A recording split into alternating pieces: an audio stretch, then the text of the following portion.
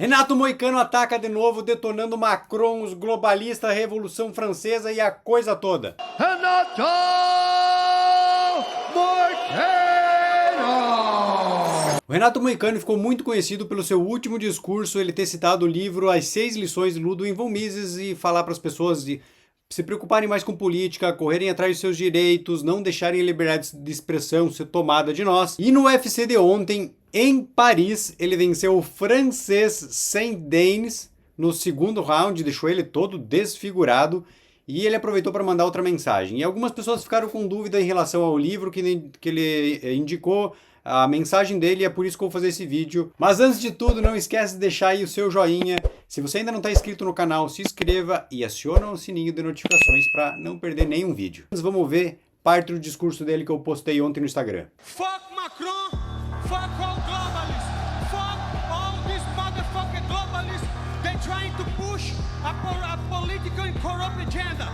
If you want about politics and economy, I advise you, read why democracy, the God that failed us. Hans Hermann Hoppe. And I hope you understand that democracy is a fallacy. Democracy is not the real government. So, please, read Hans Hoppe and understand why the world is going crazy like that today. Thank you so much, French. Paris is fucking beautiful. And government in France is fucking horrendous. French Revolution 1789 tried to erase God from the map. But guess what? Jesus Christ is life more today than fucking never.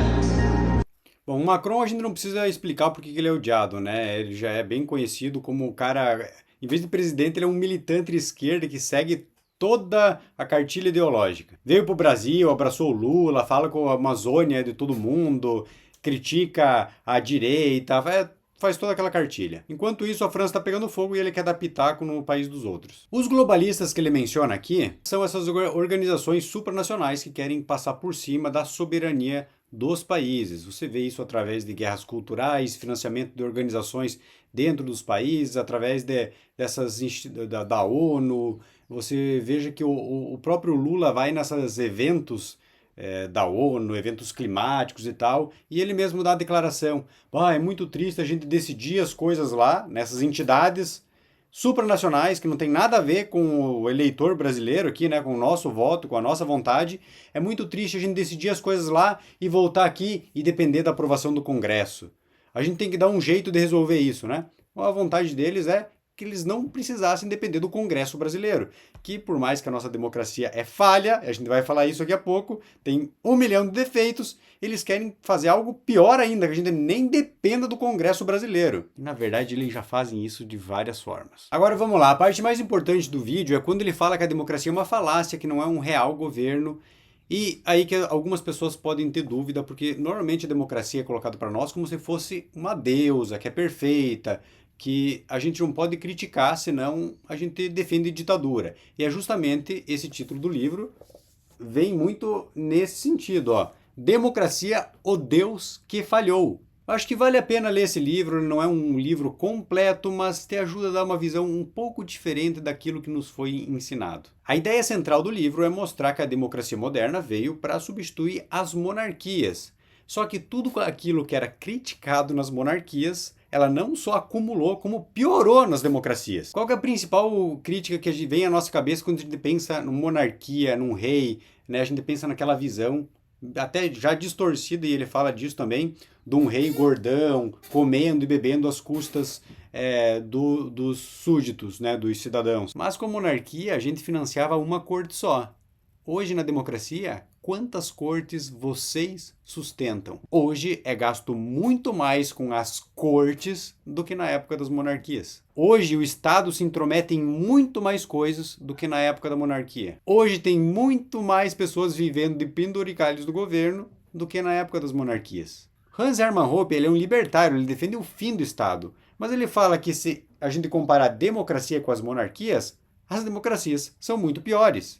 A monarquia não é perfeita, mas a democracia consegue ser pior. Olha, ele coloca aqui que os funcionários do governo, no final do século XIX, raramente ultrapassavam 3% do total da força de trabalho. Já em 1970, já era de 15% ou mais na maioria dos países. Olha o que ele fala sobre quanto que o poder público consegue capturar da renda nacional.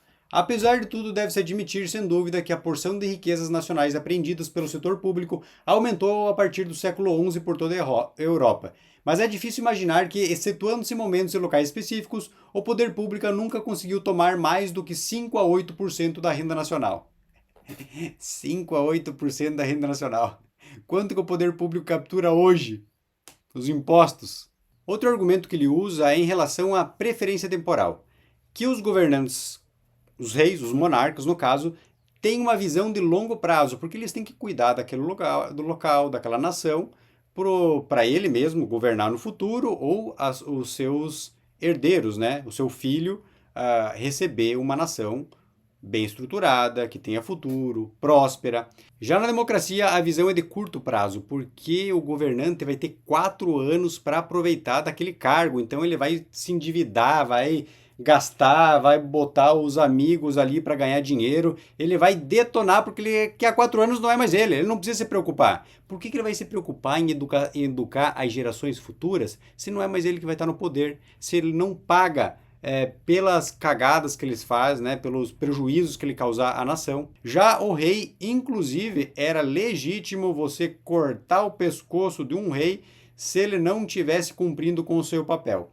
Já hoje na democracia, se a gente fazer uma simples crítica a um integrante do STF, é capaz de a gente ir preso. Leia um livro que vai ter mais coisa interessante, eu só lembrei 2 ou 3 pontos e eu já vi muita gente também criticando esse livro. Mas eu acho que é um livro que depois que você lê, tem certas coisas que você não consegue esquecer. Muitas das críticas aqui são bem fundamentadas e realmente a gente começa a olhar a democracia com outros olhos. Inclusive, foi nesse livro que eu comecei a me identificar mais como um conservador. Eu já tinha um apreço, já me considerava um libertário, assim como o Hope se considera.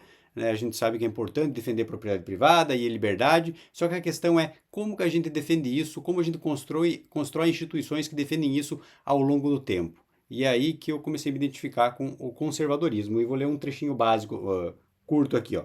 Conservador refere-se a alguém que reconhece aquilo que é antigo e natural através do ruído das anomalias e dos acidentes.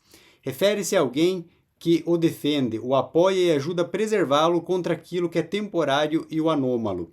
No âmbito das ciências humanas, incluindo as ciências sociais, o conservador reconhece as famílias e os lares familiares como base na propriedade privada em comparação com uma comunidade de outros lares familiares, como as unidades sociais mais fundamentais, mais naturais, mais essenciais, mais antigas e mais indispensáveis. Então ele reconhece a hierarquia, as instituições que afloraram na nossa sociedade como algo que tem algum sentido. Não faz sentido a gente simplesmente achar que o mundo é imperfeito e a gente tem uma solução mágica, vamos destruir tudo que foi construído e daí a gente vai fazer do zero, tudo perfeito. Não é assim que funciona e a gente chega no último ponto do vídeo, que é Revolução Francesa. A Revolução Francesa caiu na armadilha de achar que pode destruir tudo e começar do zero sem nem um prejuízo.